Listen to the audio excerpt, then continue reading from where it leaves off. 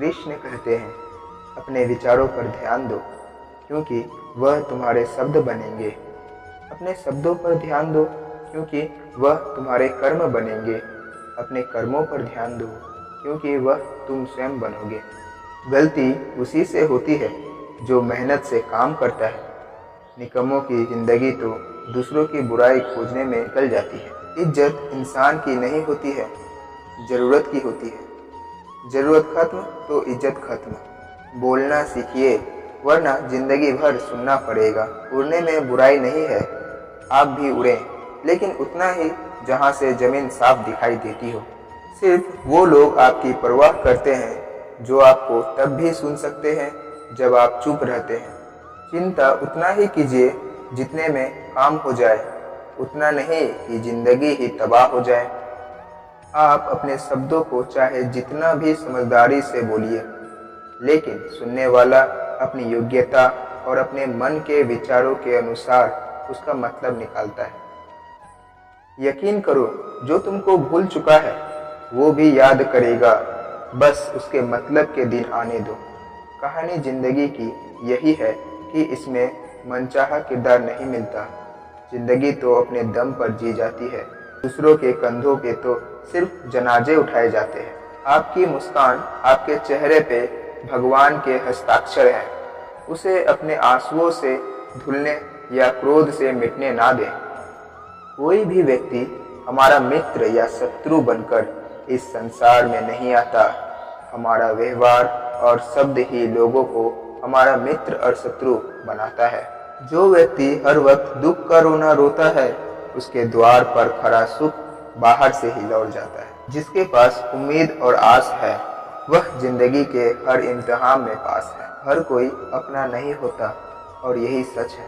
कितने अजीब है ये जमाने के लोग, खिलौना छोड़कर जज्बातों से खेलते हैं। महान दिमाग विचारों की चर्चा करता है, और सद दिमाग घटनाओं की चर्चा करता है, और छोटा दिमाग लोगों की चर्चा करता है। अहंकार ना पालिए जनाब, वक्त के समंदर में कई सिकंदर डूब गए। इन 5 जगहों पर हमेशा चुप रहना चाहिए। पहला, जहां आपके शब्दों की कोई कीमत नहीं हो। दूसरा, जहां बोलने के बाद आपको पश्चाताप ना करना पड़े। तीसरा, अगर आपके बोलने से किसी का दिल दुखता हो। चौथा, अगर आप गुस्से में हो, क्योंकि इंसान गुस्से में बिना कुछ सोचे समझे कुछ भी बोल देता है। और पांचवा, जहां आपको समझदारी से कोई सुनने वाला नहीं हो। किसी का कष्ट देखकर अगर तुम्हें भी कष्ट होता है तो समझ लेना तुम्हारी आत्मा में परमात्मा विराजमान है। सिर्फ सुकून ढूंढिए, जरूरतें कभी भी पूरी नहीं होती। जिंदगी में सारा झगड़ा ख्वाहिशों का है।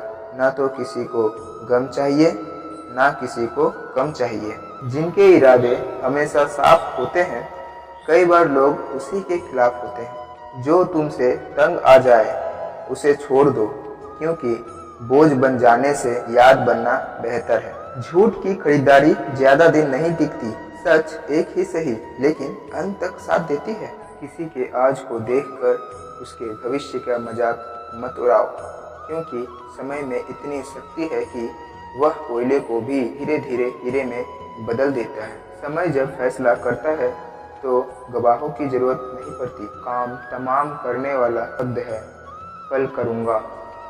न तो अधिक बोलना अच्छा है, न ही जरूरत से ज़्यादा चुप रहना। जैसे बहुत अधिक वर्षा होना भी अच्छी बात नहीं है, और बहुत अधिक धूप भी अच्छी बात नहीं है।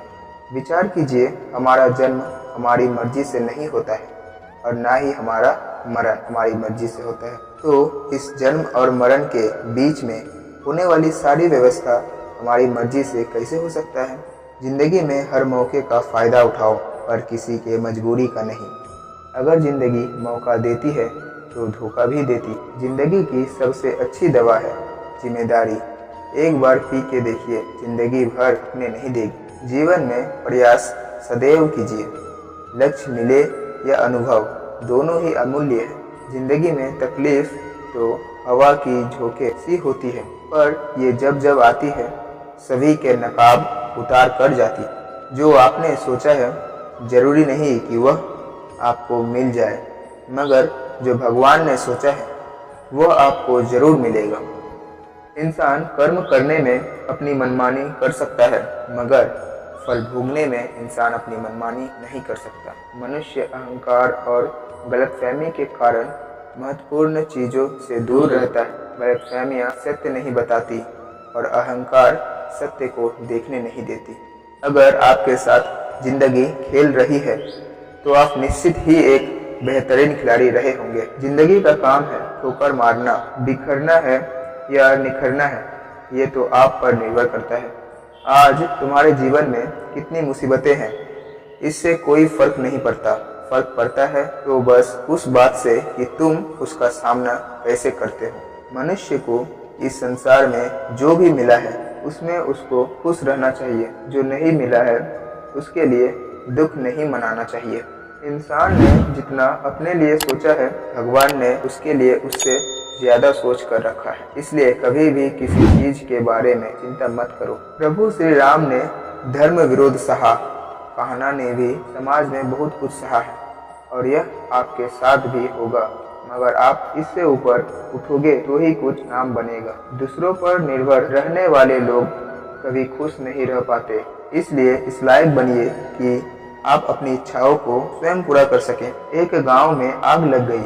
आग बढ़ती जा रही थी। गांव वाले अपनी जान बचाने हेतु इधर उधर भाग रहे थे। एक चिड़िया ने इस दृश्य को देखा और अपनी चोंच में पानी भरकर आग बुझाने का प्रयास करने लगा। वह बार बार अपनी चोंच में पानी लाती और आग पर डालती। जब गांव वालों ने चिड़िया को आग पर पानी डालते देखा तो उनमें भी जोश आ गया और बोला, अगर ये चिड़िया प्रयास कर रही है तो हम क्यों नहीं कर सकते। सबने प्रयास किया और आग बुझ गई। यह सब एक कौवा देख रहा था। उसने चिड़िया से कहा कि तेरे पानी डालने से कुछ होना तो था नहीं, फिर यह क्यों कर रही थी।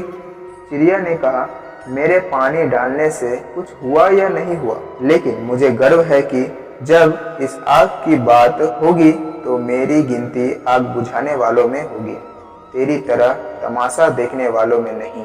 एक बार एक किसान अपने खेत में काम कर रहा था। खेत में काम करते करते किसान की घड़ी खो गई। कुछ साल पहले यह घड़ी उसको उसके पिताजी ने दी थी, इसलिए वह घड़ी उस किसान के लिए बहुत कीमती थी।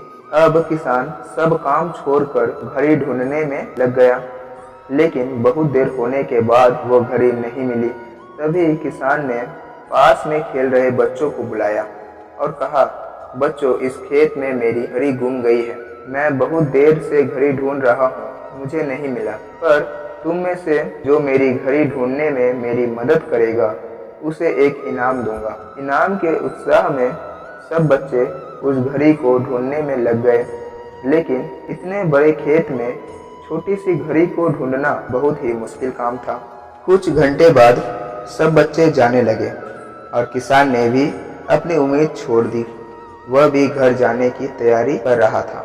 आखिर में एक बच्चा किसान के पास आया और बड़े शान से कहा कि सब बच्चे चले गए, बस मुझे थोड़ी देर और घड़ी ढूंढने दीजिए। किसान ने कहा, ठीक है, मैं कुछ देर बाद आता हूँ, तुम देखो जब तक घड़ी मिल नहीं जाती। किसान 20 मिनट के बाद आया।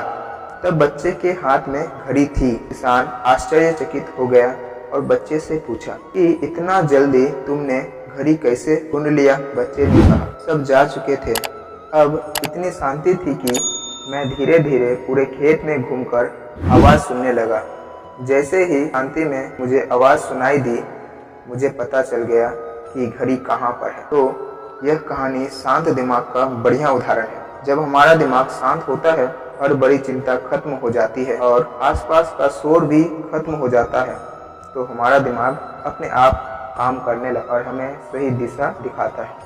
दोस्तों, इस वीडियो में बस इतना ही। अगर आपको यह वीडियो अच्छी लगी हो तो लाइक करें, शेयर करें और सब्सक्राइब अवश्य करें। जल्दी मिलते हैं हम और भी ज्ञानवर्धक वीडियो के साथ। धन्यवाद।